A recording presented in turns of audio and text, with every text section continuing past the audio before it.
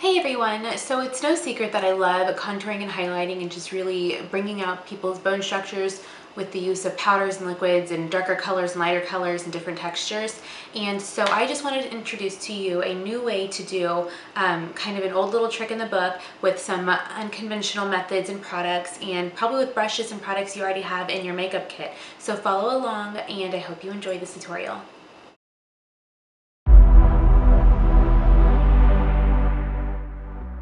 So here I'm going to take the Tapered blending brush from Sephora, but you can use the MAC 224 as well, and grab MAC's Blunt Contouring Blush, and I'm just going to buff that into my crease. I start slowly and I stop periodically to make sure I've got the color placement right where I want it, and then I blend in tiny little circles, also windshield wiper motion from side to side until I really feel like the eye socket is chiseled. I also take a tiny bit of product and buff it underneath the lower lash line as well. Next, I'm going to take that white frosty color from the Revlon Colorstay Adventurous palette, and with the 217 brush I'm going to buff it into the inner corner of the eye. I also take a tiny bit of product and buff it up into the brow bone as well, but you want to be sparing with this product in the brow bone because you don't want it to look too frosty. You're also going to take that same color and tap it lightly onto the lid.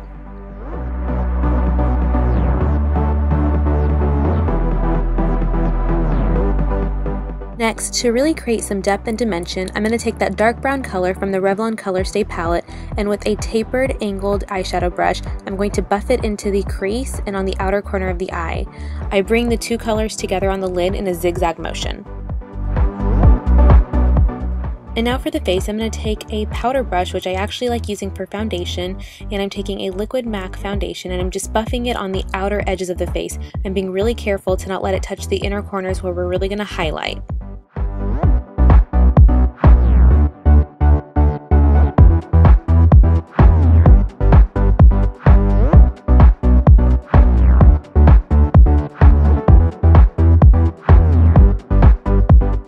Also, if you have tan skin, chances are you have hyperpigmentation around your mouth or around your nose. Make sure you cover that as well.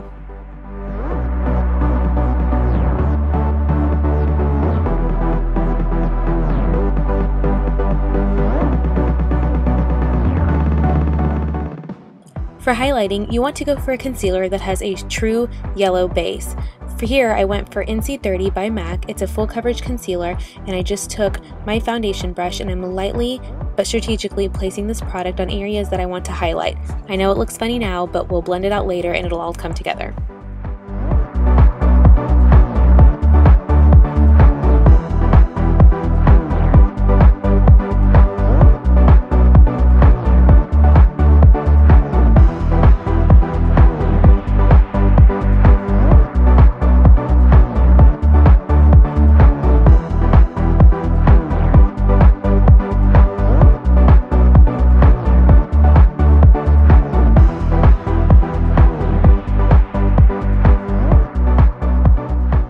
Now, in a foundation that is several shades darker than my actual skin tone, I'm going to take the Stick Foundation by Iman, and I always warm it up on the back of my hand just to make sure that when I apply it to my face it blends out easy. And I identify my cheekbones, and then I go a little bit above where my cheekbone is. This is really essential because if you put the product right in the hollow of your cheekbone, it's actually going to pull your features down, so you want to pull them up a little bit by placing that contour color higher.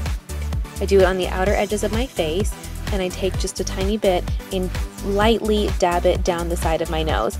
The lighter you are with the product, the easier it is to blend out, and the easier this whole process will be for you. If you're heavy-handed, you're more prone to mistakes, and you may not love your end product.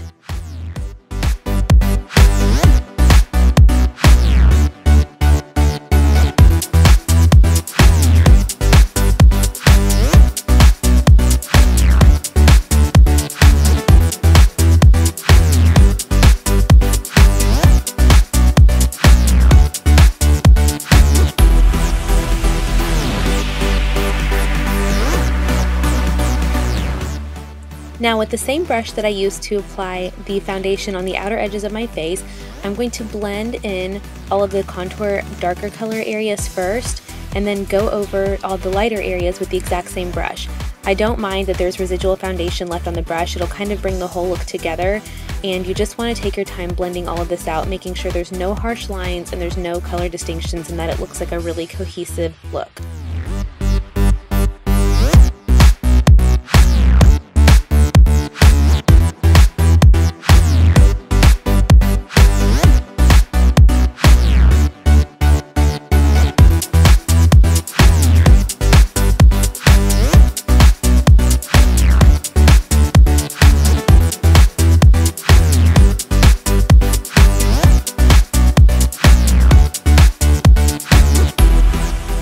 Now, in a color that matches my skin tone, I'm taking a full coverage Chanel powder and lightly dusting it on the outer edges of my face, and just a little bit down my nose as well.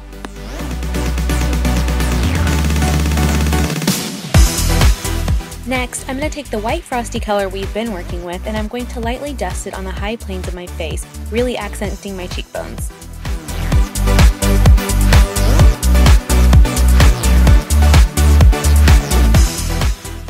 You also want to lightly take this product down the center of your nose to really define the bridge of your nose, and on the top of your Cupid's bow to create full, luscious lips.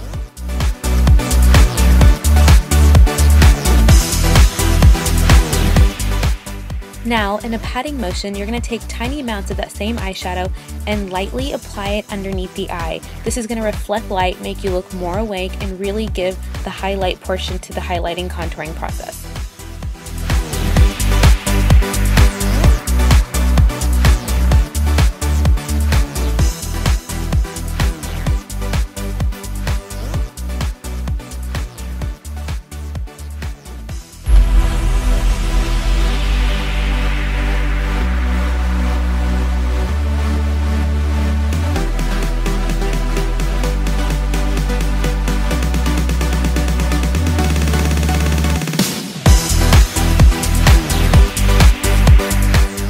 To further define our cheeks, we're going to skip using a traditionally colored blush, and we're just going to go for the blend that we used to define our crease in the first step, and I'm going to hollow out my cheekbones in circular motions, making sure it's nice and blended, but still defined.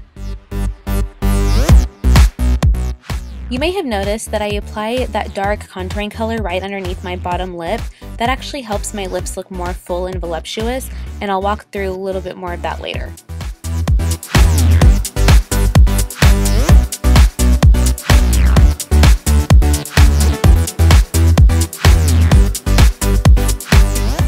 Now I'm going to go in and create a winged eyeliner look with a dark brown gel eyeliner, and then I'm going to take black eyeliner and really thinly apply it right next to my lashes, just enough to give that depth and dimension but not cover up the brown. Also off camera, I applied lashes and mascara, and I will post links to both of those below. Okay, so now for the lips, I just prepped my lips with the Revlon Colorstay Ultimate Suede lipstick, which gets sticky and it's the best primer drugstore-wise, and that same white frosty eyeshadow that I've been using on pretty much my entire face, and I'm just going to accentuate the Cupid's bow. You can skip this step if you're not really into full lips, but for some reason I've just been super into like really full luscious lips, so this is what I did. Okay, now, so we're gonna grab Whirl Pencil and we're just gonna fill in the entire lip.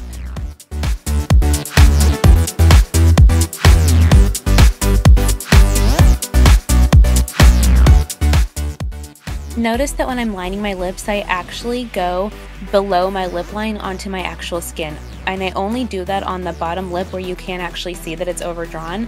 That helps your lips look more full. And then at the top, on the outer edges as well, I take it a little bit outside the line.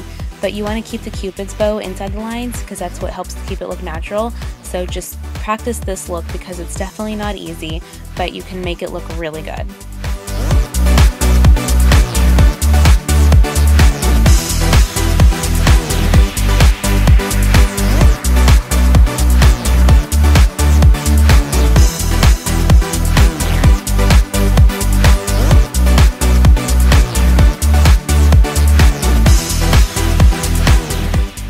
Now I'm going to take MAC Cork Lip Pencil, which is less pink than the Whirl, it's a little more brown, and I'm just going on the outer edges of my lip, so I'm not going to do the entire lip like I did with the Whirl. I'm just literally lining it on the very outer edge. I don't want to cover up the lip pencil we just put down.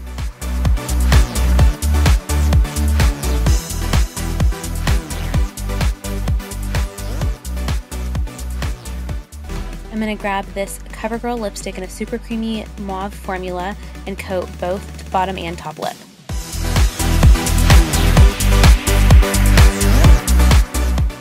Now I'm going to carefully place this hot pink gloss just in the center of my bottom and top lip. I don't want this to completely cover up the lipstick we just put down.